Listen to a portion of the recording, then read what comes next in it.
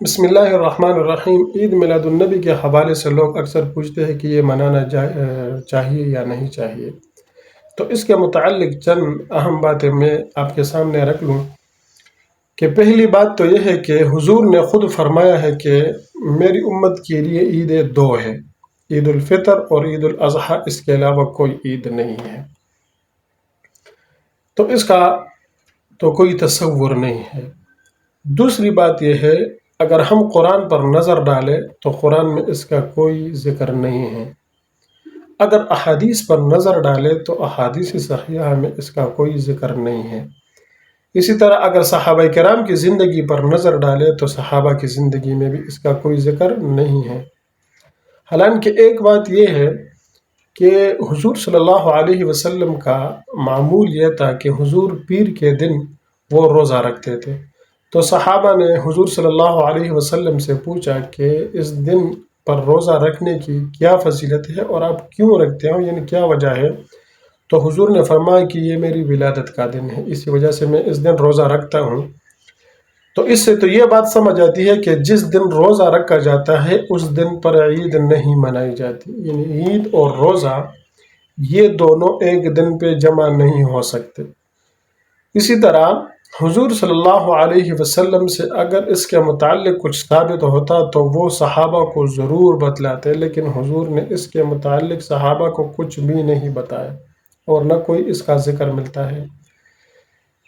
تیسری بات اہم اور ضروری یہ ہے کہ حضور صلی اللہ علیہ وسلم سے محبت کرنا، اس کا تعلق صرف ربیع الاول کے مہینے سے نہیں ہے، بلکہ حضور سے محبت کا تقاضا اور حضور صلی اللہ علیہ وسلم سے محبت کرنے کا تقاضا یہ ہے کہ انسان پوری زندگی حضور کے بتائے ہوئے طریقوں پر عمل کرے اور حضور صلی اللہ علیہ وسلم کے احادیثوں پر عمل کرے۔ اس کا تعلق صرف ایک مہینے کے ساتھ جوڑنا یہ صحیح نہیں ہے۔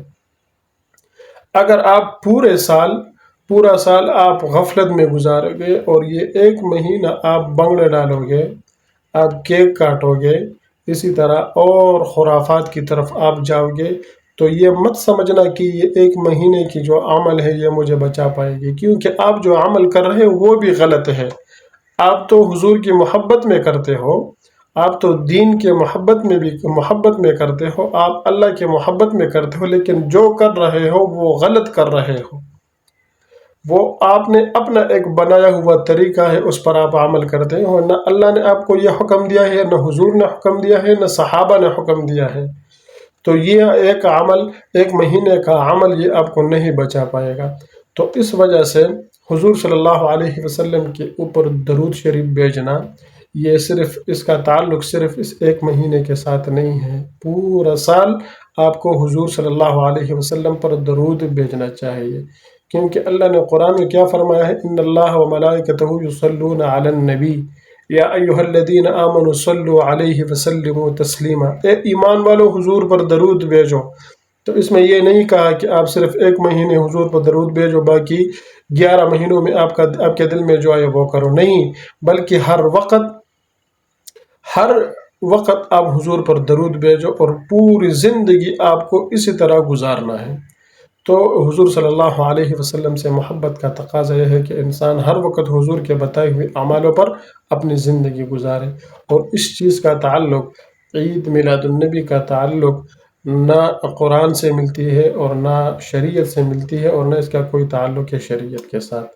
اللہ رب العزت ہمیں ان تمام بدعات سے، اللہ رب العزت ہمیں ان تمام خرافات سے اور ہر اس عمل سے جو ہمیں دین سے دور لے جا رہی ہے، اس سے اللہ رب العزت ہم سب کو بچنے کی توفیق عطا فرمائے، اور اللہ رب العزت ہمیں دین کے سمجھنے کی توفیق عطا فرمائے۔ السلام علیکم ورحمۃ اللہ وبرکاتہ۔